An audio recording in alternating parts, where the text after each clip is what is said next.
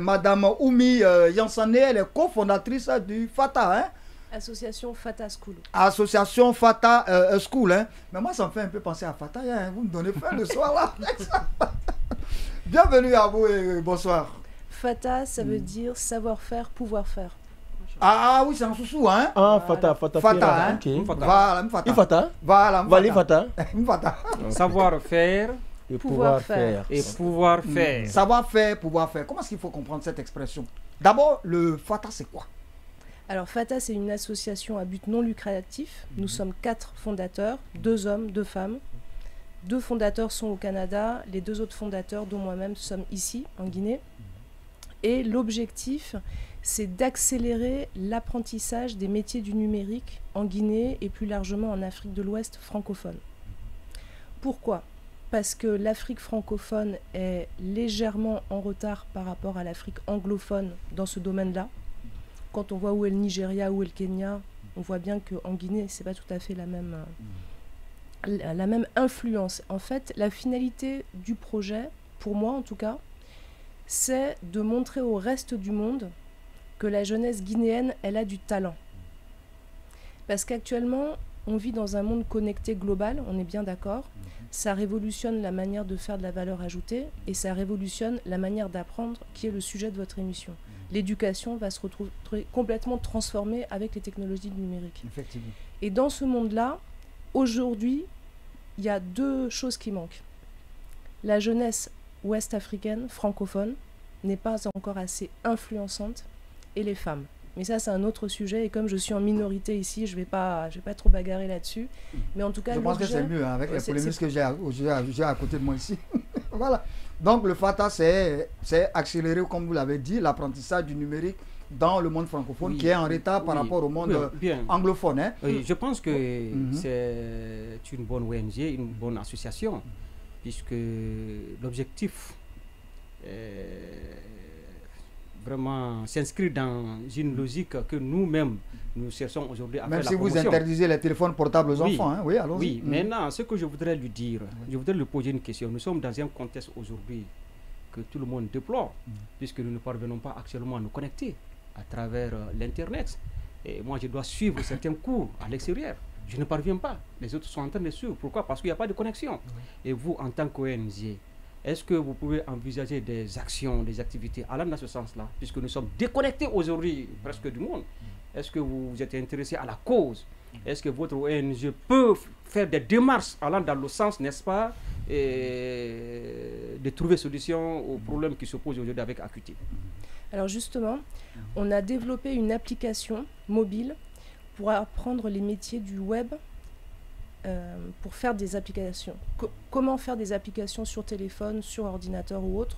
On peut aujourd'hui s'initier à ça en téléchargeant l'application FATA sur son téléphone Android. La version iPhone va venir bientôt. Et ce que je veux dire surtout, c'est que cette application, elle est utilisable sans connexion.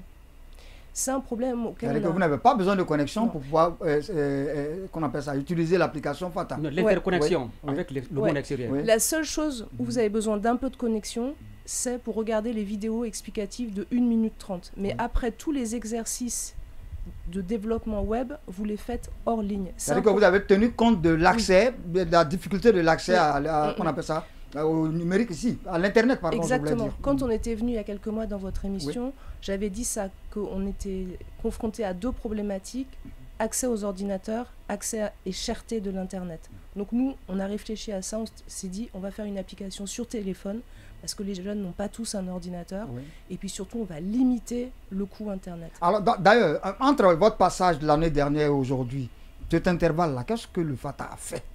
Parce qu'on vous avait oublié, maintenant vous revenez. Non, vous n'avez pas pu nous oublier, c'est pas possible. Oui, mais non, sinon, moi, ma question, je voudrais... c'est l'État qui régule, hein. C'est pas le FATA qui va tordre la main à l'État. Et dans un État, quand il y a un problème, moi je voudrais que les associations cherchent à se faire entendre. Non, sauf que M. Condé, eux, ils ont déjà trouvé une solution. Voilà, parce que l'application est utilisable même sans connexion. Je pense que... Mais est-ce que l'interconnexion est possible? C'est la question. C'est-à-dire que est-ce que l'interconnexion, parce qu'elle dit que le monde, nous sommes dans un monde globalisé, mondialisé, ça veut dire que je suis ici, je peux connecter. Mais le problème, il est partiel, monsieur. Mais est-ce que, c'est une question que je lui pose, est-ce que c'est une ONG qui agit dans ce sens-là?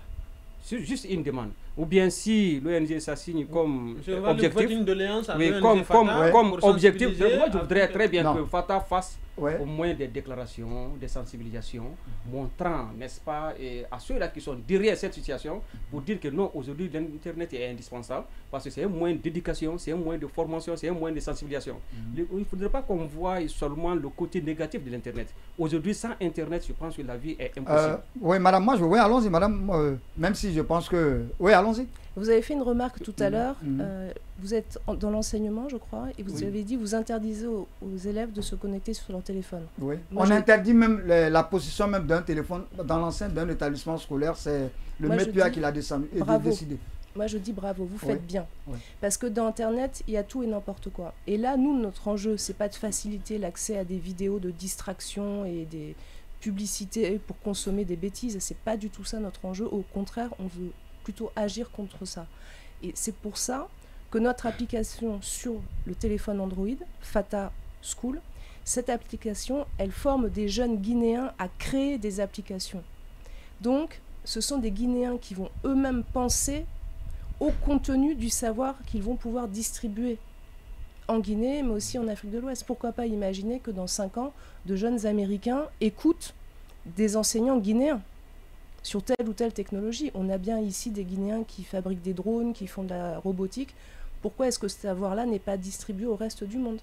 Donc nous, chez Fatah, on commence déjà par apprendre aux jeunes les technologies du web pour qu'eux-mêmes soient des créateurs et des enseignants. Qui ne sont pas simplement des consommateurs, mais des créateurs aussi, en fait. Bien sûr. Oui. Alors madame, vous avez procédé à des enquêtes quantitatives et qualitatives, mais il est ressorti de ces enquêtes une faible représentativité des femmes dans l'utilisation de tout ce qui est technique. Dans le métier du numérique, hein. Dans le métier du numérique. Qu'est-ce qui explique cela et éventuellement, quelles solutions proposez-vous pour que les femmes soient plus présentes dans ce secteur-là? Peut-être avoir plus de femmes dans les médias en Guinée pour commencer. Alors moi j'ai une question en fait.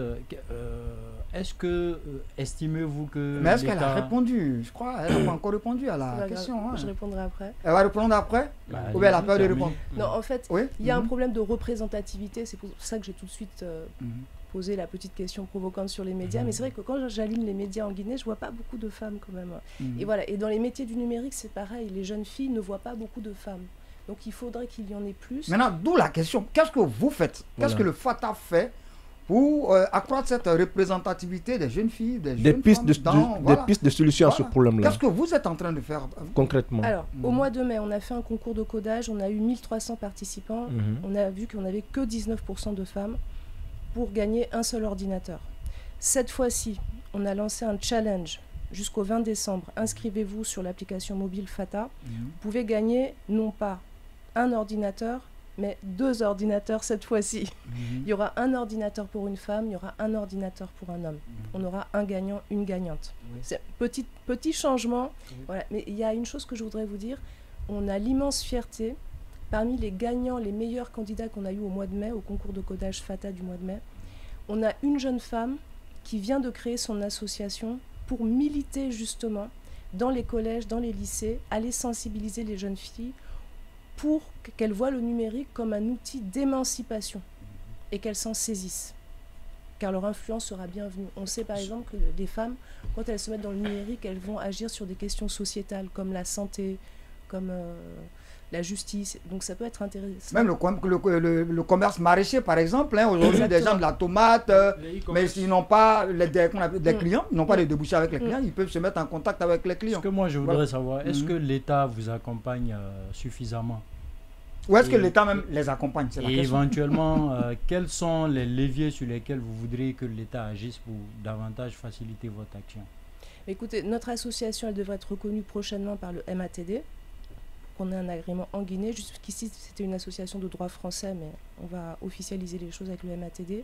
On a rencontré, échangé avec le MESRI, qui apprécie beaucoup la thématique de la numérisation pour les femmes, justement. On a eu la chance de rencontrer la directrice innovation. Du ministère de l'Enseignement supérieur, Madame Keita. Hein, voilà. Aminata Adine Touré. Oui. Directrice innovation. Donc, notre système, on l'a développé en concertation avec le corps universitaire. On a eu beaucoup d'échanges avec enseignants en génie informatique et les chefs de département d'universités publiques. Donc là aussi, ça montre qu'on a un pied dans l'enseignement public et qu'on veut agir en complémentant ce qui existe déjà et en collaborant avec les personnes qui connaissent très bien le terrain dans l'enseignement public en Guinée. Madame, merci beaucoup. Moi, je vous félicite d'ailleurs par rapport à cette initiative. Je crois que ça va directement droit au but afin de promouvoir la science et réorienter la jeunesse vers l'essentiel. Je voudrais juste que vous profitez de cette occasion pour nous dire, depuis que vous avez mis l'ONG en place, quels sont les acquis et les défis et quel est votre plan d'action pour 2024?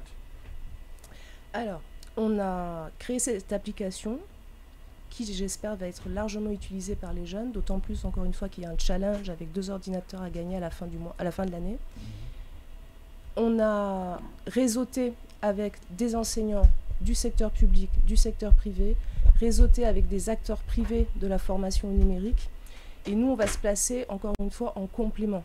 C'était pas la peine de venir dupliquer des choses qui existent déjà. Mieux vaut être un outil, comme par exemple notre application gratuite et utilisable par tous. Quand je dis un outil, ça va être un outil d'apprentissage pour les jeunes, mais ça peut être aussi un outil d'enseignement pour les professeurs. Si vous dites à vos jeunes, utilisez l'application ce soir pour réviser tel langage, le lendemain, vous gagnez du temps dans votre cours. Oui. Ça peut être aussi un outil de sélection. Il va y avoir beaucoup de développement de l'application dans beaucoup de domaines, y compris l'intelligence artificielle. Donc, oui, on va avoir une école physique très prochainement à Bentouraya, mais pour l'instant, l'essentiel de nos activités, c'est du virtuel parce que nous sommes dans le monde de la virtualité. Alors, madame, moi, je comprends dans votre communication que vous appuyez surtout sur les jeunes. D'autant plus qu'avoir un peu ce que cette application apporte, même quelqu'un de 100 ans, du moins il est lucide, il peut l'utiliser. Mais aujourd'hui, est-ce qu'il ne faut pas penser, vous ne pensez pas que les personnes âgées peuvent aussi utiliser cette application-là, d'autant plus qu'en Guinée, nous avons un ministère de l'enseignement pour l'université et de l'alphabétisation. Alors, oui, mais, c'est-à-dire que la démographie en Guinée, c'est quoi ? 50% de la population a moins de 25 ans. Donc si on veut toucher le plus grand nombre, mieux vaut cibler des personnes qui ont moins de 30 ans que des personnes qui ont plus de 50 ans comme moi. Et puis c'est vrai que les jeunes, ils se saisissent dès le plus jeune âge. Aujourd'hui, vous avez des bébés qui jouent déjà avec l'iPhone de leurs parents. Ce qui n'a pas été mon cas. Moi, j'ai découvert le téléphone portable, j'avais largement plus de 30 ans. Et du coup, l'acquisition va être plus lente, encore que ça dépend des personnalités.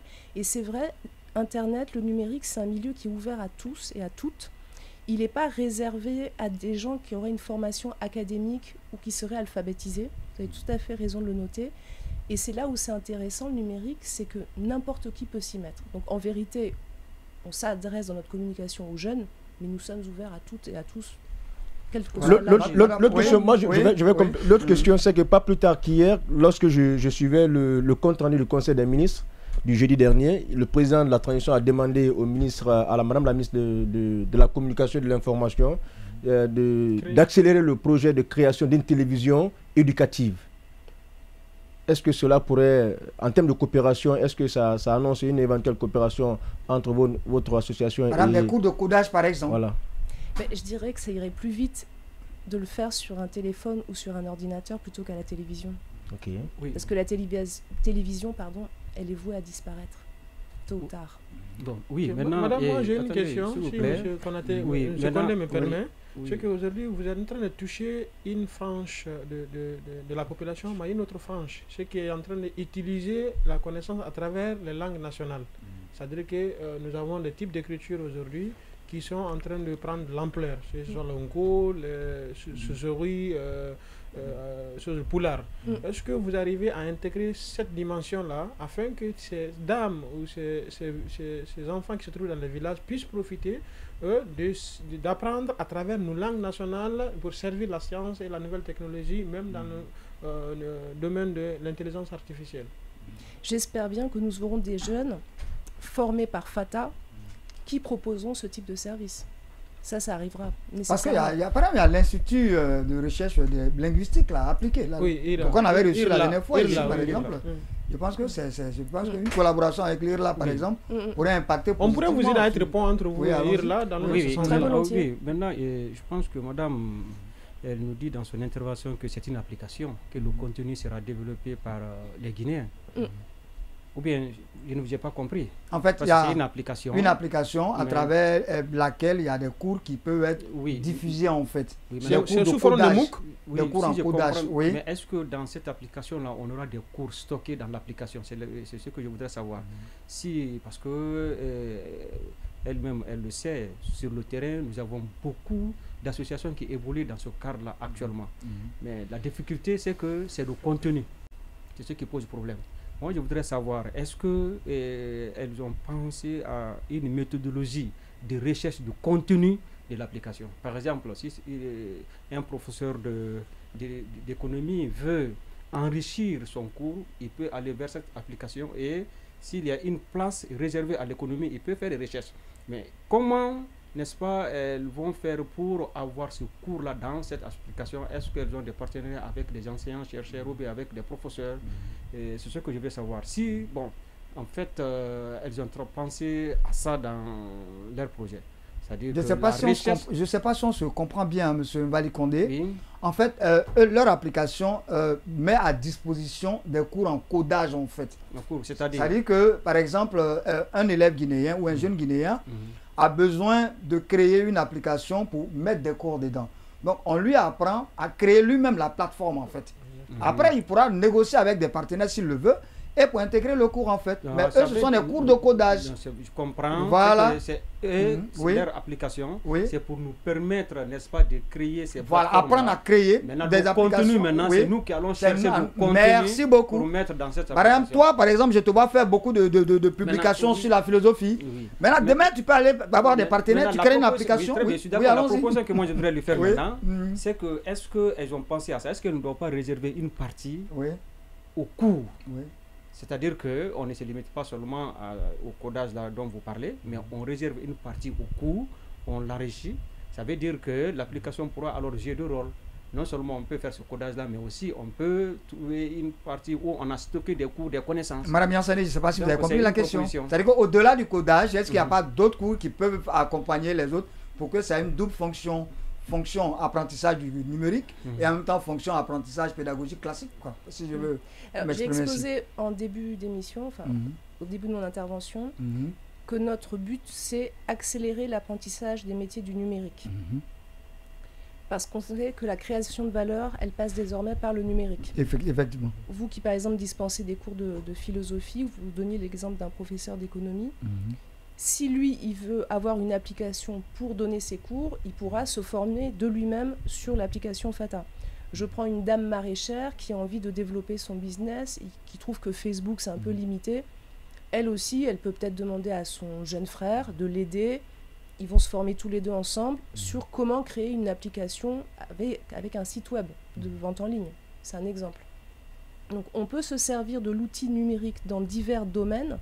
Mais nous, FATA School, on ne va pas couvrir tous les domaines de l'enseignement et de la formation.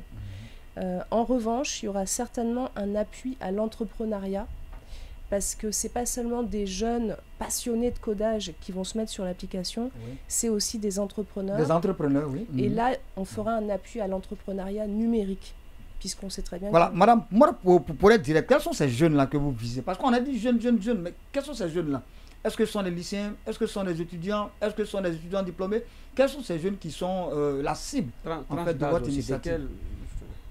Oui, mais je vois des gens à barre blanche qui se sentent exclus de la chose. La jeunesse, pour vous, là, c'est limite à quel âge? Parce que il veut savoir si Odilon est jeune. Non, moi, j'ai dépassé 35 ans, je suis plus jeune, moi. Allons-y, certains ne veulent pas vieillir dans ce studio. La jeunesse, c'est un état d'esprit. Mais là, la jeunesse, c'est un état d'esprit. Même si vous êtes jeune. Il n'y a pas de problème. Mais concrètement, là, le challenge qu'on fait jusqu'à la fin décembre, jusqu'au 20 décembre précisément, s'adresse plutôt à des personnes qui ont déjà des bases de codage et qui veulent se professionnaliser dans l'application dans la fabrication d'applications. C'est-à-dire que ceux qui ont le B à bas en matière de codage. Oui, quand même. Mais là, ça veut dire que si vous êtes nul, si vous êtes à le niveau 0, c'est pas la peine. Des personnes qui ont soit appris à l'école, à l'université, mais ça peut être aussi un lycéen qui a eu la chance d'avoir un ordinateur chez lui et qui s'est formé tout seul. Vous parliez en début d'émission, pendant la pause, vous parliez d'élèves surdoués. Il y a un tas d'enfants surdoués qui, justement, s'entraînent sur ordinateur et qui apprennent tout seuls les langages. Effectivement. Donc, ça, c'est ouvert à tous en vrai. Mais là, concrètement, dans l'immédiat, on est vraiment sur une cible. Maintenant, vous voulez accélérer l'apprentissage du numérique. Mais j'ai l'impression que vous vous limitez à ceux-là qui ont le B à bas. Alors, pour moi, moi c'est ce que je vois en tant que téléspectateur. Si j'étais dans mon salon, je me dirais, si vous voulez élargir, qu'on appelle ça, le numérique, il faudrait que vous alliez vers de nouvelles personnes, en fait. Ceux qui ont déjà le B à bas, moi je me dis déjà qu'ils sont déjà dans le numérique et qu'ils ont beaucoup plus de chances d'évoluer. Pourquoi ne pas aller à la formation initiale? Moi par exemple, je ne sais que faire quelques textes sur mon ordinateur. Est-ce que moi si je vais apprendre le numérique par exemple, on peut me prendre? Alors, faut pas on va s'oublier. Hein? Je vais revenir sur le terme d'accélération. Oui. Si on veut accélérer les choses, on est bien obligé d'avoir une logique exponentielle. Donc, on va plutôt prendre des jeunes qui sont déjà un petit peu avancés pour amener les autres à les rejoindre. Et là, nous sommes au début de notre aventure. L'association a à peine 1 an. Et nous venons de démarrer en Guinée. Oui. Donc, dans un temps ultérieur, oui, il y aura des actions pour élargir. Oui. Mais ça va plus être une question d'intérêt que... si la personne s'intéresse vraiment au codage, qu'elle a un projet professionnel dans le numérique, on va l'aider. Mais si c'est juste pour dire que, non, là, ça ne va pas nous intéresser parce que ça n'ira pas assez vite. Maintenant, pour encourager ces apprenants éventuels, par exemple, ceux qui ont appris avec vous, qui ont accéléré leurs compétences en matière de numérique avec vous, est-ce que vous avez des nouvelles de certains d'entre eux, ce qu'ils sont devenus, ce qu'ils ont réalisé? Voilà. Vous pouvez me donner des exemples ou un exemple au moins pour qu'on sache. J'en ai un, par exemple, un jeune qui est très fort, qui est déjà un très très bon niveau, qui avait participé au concours de codage du mois de mai. On veut organiser avec lui un atelier sur la robotique. Samedi 9 décembre à l'Université française de Guinée, KIC Academy, samedi matin. Le 9 décembre, c'est gratuit. Et c'est un atelier... Formation sur la robotique. Hein. C'est un atelier sur la robotique, c'est François qui va l'animer. Il faudra venir avec son ordinateur et il y aura des exercices concrets avec des drones. C'est pas moi qui vais en parler parce que je suis pas une spécialiste du domaine. Mais voilà, c'est un de nos jeunes avec qui on continue de collaborer et je pense que ça va durer. J'ai plusieurs jeunes comme ça. Moi, j'ai une question de précision. Nous sommes des profanes de métier numérique. Surtout quand on ne veut même pas nous initier. Exactement. Quand on dit, madame, codage, qu'est-ce que ça veut dire en français facile? Mais en fait, justement, c'est très très large. Dans le codage, vous avez plusieurs langages. Et moi, je ne suis pas une spécialiste, encore une fois. Moi, en tout cas, je sais que je sais du codage, c'est le langage informatique. Oui, c'est le langage informatique. Pour sécuriser le langage informatique, pour créer des applications, par exemple. La sécurité, c'est une partie de codage. En fait, le codage, c'est très large et à l'intérieur, vous avez plein de choses. Faire des applications web, sécuriser. Est-ce que vous êtes côté base de données, derrière, back-office, big data, front vous allez finir par nous embrouiller avec ces termes-là. Ramenez-nous dans la salle. En fait, je voudrais savoir, Fatah School a déjà, dans les autres pays, dans les pays où vous êtes installé, a déjà posé des actes positifs. Est-ce que vous pouvez nous ressortir un peu ces actes-là, les exemples qui ont eu à réussir dans ces autres pays où vous êtes installé? Le premier pays où on a souhaité s'installer, c'est la Guinée. Et je vais vous dire pourquoi. Parce que l'association, nous sommes 4. Il y a mon frère qui est le concepteur, c'est lui le professionnel du numérique. Il a 20 ans de carrière en développement informatique. Donc c'est lui qui a conçu l'application. Donc lui et moi, nous sommes de père guinéen. On a évidemment eu envie de faire des choses au pays, par amour du pays. Et aussi parce qu'on a la foi. Il y a vraiment, encore une fois, des talents en Guinée. Malheureusement, ils ne sont pas visibles pour le reste du monde parce qu'on est dans un monde où les frontières devraient être brisées vu que nous sommes dans le numérique et dans l'Internet. Or, les politiques migratoires elles sont obsolètes par rapport à ça et elles ne donnent pas la chance à des jeunes Guinéens de briller à l'international, sauf les plus chanceux ou les plus riches d'entre eux. Et cette injustice-là, moi, elle me révolte. Et c'est pour ça qu'on a créé FATA. Voilà, c'est un projet qui vient avec le cœur. Après, les 2 autres associés, nous avons Monsieur Souma, qui vit ici, qui est contrôleur qualité à la ville de Conakry, que je remercie beaucoup, parce que c'est lui qui met beaucoup de moyens dans l'association, vu qu'il est en train de construire une école à Bentoulaya, où nous espérons démarrer des cours en physique présentiel d'ici 6 mois, 12 mois, dès que l'école est finie. Moi, la question que j'aimerais bien vous poser, c'est qu'est-ce qu'il faut retenir? Quel est le mot de la fin? Quel est le message que vous avez envie de passer pour que l'initiative FATA vraiment puisse impacter? Inscrivez-vous sur l'application, elle est téléchargeable gratuitement sur Google Play Store. Il ne faut pas beaucoup de connexions pour l'utiliser. Formez-vous et inscrivez-vous au challenge si vous êtes intéressé par les métiers des développements web. Vous pourrez gagner un ordinateur pour les fêtes de fin d'année. Et je voulais aussi ajouter, pour un petit peu être dans la suite de votre question, l'application FATA School, elle est téléchargeable au Sénégal, au Mali, en Côte d'Ivoire, dans bien des pays. Donc les Guinéens qui sont à l'extérieur peuvent aussi participer et revenir au pays pour les fêtes de Noël et gagner un ordinateur. Et participer au concours de codage. Oui. Codage pour les challenge, pros. Voilà, le challenge pour les pros.